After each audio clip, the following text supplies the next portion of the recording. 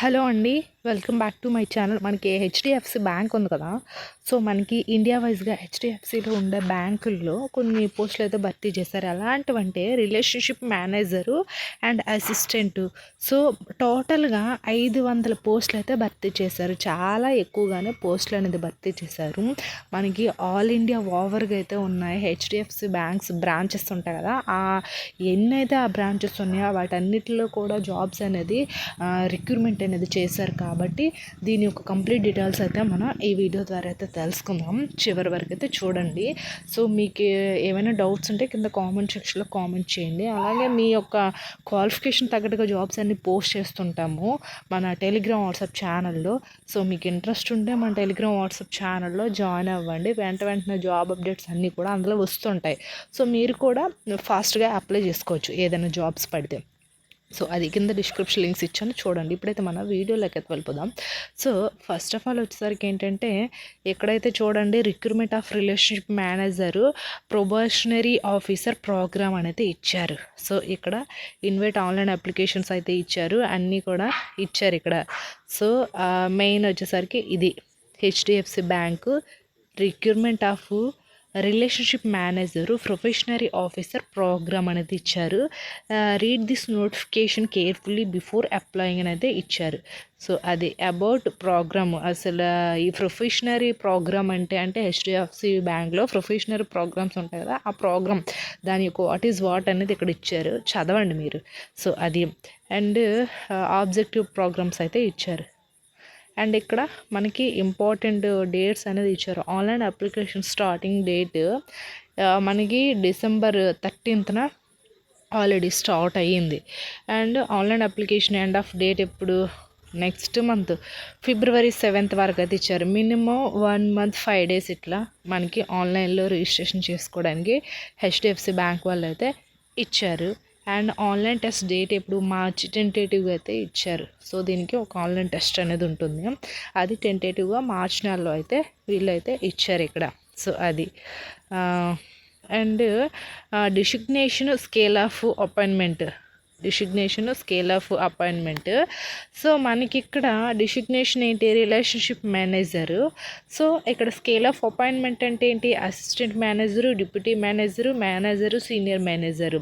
So scale of appointment అంటే ఎంత అంటే వీళ్ళకి ఇచ్చిన శాలరీ పరంగా ఉంటుందంట స్కేల్ ఆఫ్ పే వచ్చేసరికి. సో అదొకటి. అండ్ ఇక్కడ చూడండి ఎలిజిబిలిటీ క్రైటీరియాని అయితే ఇచ్చారు. సో ఎలిజిబిలిటీ క్రైటీరియాకి వచ్చేసరికి ఫస్ట్ ఆఫ్ ఆల్ వచ్చేసరికి ఇక్కడ చూడండి ఎడ్యుకేషన్ క్వాలిఫికేషన్ ఏంటి, graduate with 1 to 10 experience scale, any graduation from recognised university, minimum 50% marks అనేది ఇచ్చారు. సో అది మనకి గ్రాడ్యుయేషన్ అనేది 50% మార్క్స్ అనేది ఉండాలి. సో ఎక్స్పీరియన్స్ ఉన్నా పర్వాలేదు, ఎక్స్పీరియన్స్ లేకపోయినా సరే పర్వాలేదు. సో అది. అండ్ ఇక్కడ ఏజ్ వచ్చేసరికి క్యాండిడేట్స్ అప్పర్ ఏజ్ లిమిట్ ఎంత 35 years అయితే ఇచ్చారు, అంటే మోర్ దెన్ 35 years అయితే ఇచ్చారు. సో అది.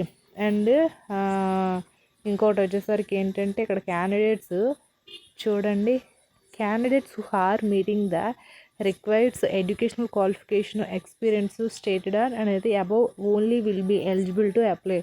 సో ఈ పోస్టులకి ఎలిజిబుల్ అయిన వాళ్ళు మాత్రమే అప్లై చేయండి అని అయితే వీళ్ళైతే అంటున్నారు. అలాగే క్యాండిడేట్ షుడ్ హ్యావ్ పాస్డ్ మనకి 10th 12th graduate regular course. So regular course అంటే తెలుసు కదా, కాలేజీకి వెళ్ళి చదివిన సర్టిఫికేట్ మాత్రమే ఎలిజిబుల్ అంట. డిస్టెన్స్, ఓపెన్, ఇక్కడ చూడండి ఏమిచ్చారు, education qualification by mode of distance not be considered అయితే ఇచ్చారు.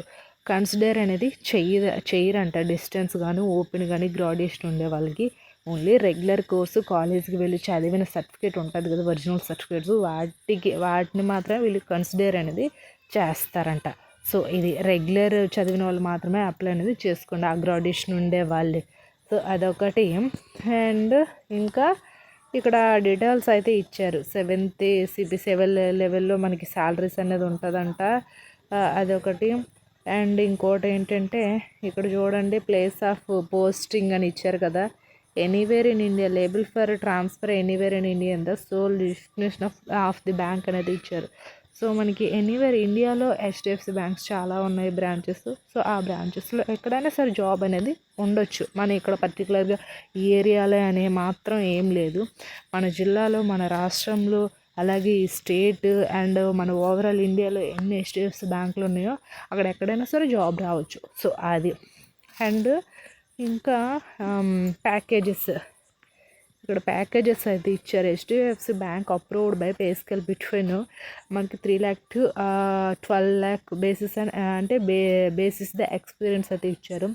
మీ ఎక్స్పీరియన్స్ బట్టి per annum 3 lakh to 12 lakh అనేది ఉంటుందంట.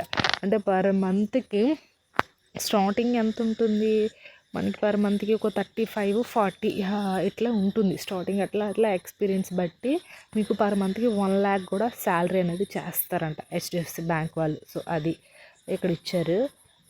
ఇంకా mode of selection online test and personal interview అనేది ఉంటుందంట. మోడ్ ఆఫ్ సెలెక్షన్ ఎట్లా చేస్తారంటే జస్ట్ మనకు ఆన్లైన్ సిబిటి టెస్ట్ అనేది ఒకటి పెడతారు. అది క్వాలిఫై అయిన పర్సన్స్కి ఆఫ్టరు మనకి ఏంటంటే అంటే పర్సనల్ ఇంటర్వ్యూ చేస్తారు. ఆఫ్టర్ డాక్యుమెంట్ వెరిఫికేషన్స్ కూడా ఉంటాయి. సో ఇది. అండ్ ఇంకా చెప్పాను కదా, షార్ట్ లిస్ట్ అయిన వాళ్ళకి మాత్రమే ఎలిజిబుల్ అవుతుంది ఇంటర్వ్యూకి. సో అది.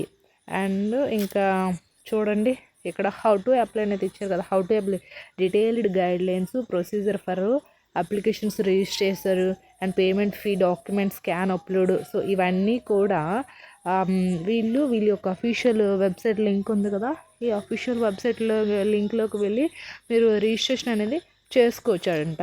అండ్ మ్యాండేటరీగా ఉండాల్సిన డాక్యుమెంట్స్ కూడా ఇక్కడ చెప్పారు. చూడండి, ఫోటో అంటే ఫోటోగ్రాఫ్ ఒకటి, signature, left thumb impression, A hand right description, ensuring that all the scanned documents giving the actual third advertisement. So ఇవన్నీ కూడా సిగ్నేచర్ కూడా capital will not accepted. So signature అనేది మీరు సైన్ ఎలా చేస్తారు, సైన్ అనేది అలా మాత్రమే ఉండాలి. క్యాపిటల్ లెటర్స్ అనేది నాట్ అలౌడ్ అంట. సో ఇవి మ్యాండేటరీగా ఉండాల్సిన డాక్యుమెంట్స్ అనేది ఇచ్చారు వీళ్ళు. ఇవన్నీ ఉంటే మీరు ఆన్లైన్లో రిజిస్ట్రేషన్ చేసుకునేటప్పుడు వెంటనే అప్లై అనేది చేసేవచ్చు. సో ఇది. అండ్ ఫైనల్లీ మనకి చూడండి ఇక్కడ ఫీ ఈ డీటెయిల్స్ అన్నీ కూడా ఇచ్చారు. డీటెయిల్స్ ఇచ్చేసి లాస్ట్ డేట్ ఎప్పుడు మనకి అంటే February 7th లోపు అనేది అప్లై అనేది చేసుకోవచ్చు అంట. సో అది. మిగతా డీటెయిల్స్ ఏం చేయాలన్నా సరే ఇది ఇక్కడ స్కాన్ చేసి ఇది QR కోడ్ అనేది మీరు ఉంటుంది కదా, QR కోడ్ని స్కాన్ చేస్తే అఫీషియల్ వెబ్సైట్ లింక్లోకి మీరు డైరెక్ట్గా అనేది వెళ్ళిపోవచ్చు. లేదా వీళ్ళు కొన్ని వెబ్సైట్ లింక్స్ కూడా ఇచ్చారు, కింద డిస్క్రిప్షన్ ఇస్తాను చూడండి. Thanks for watching this video.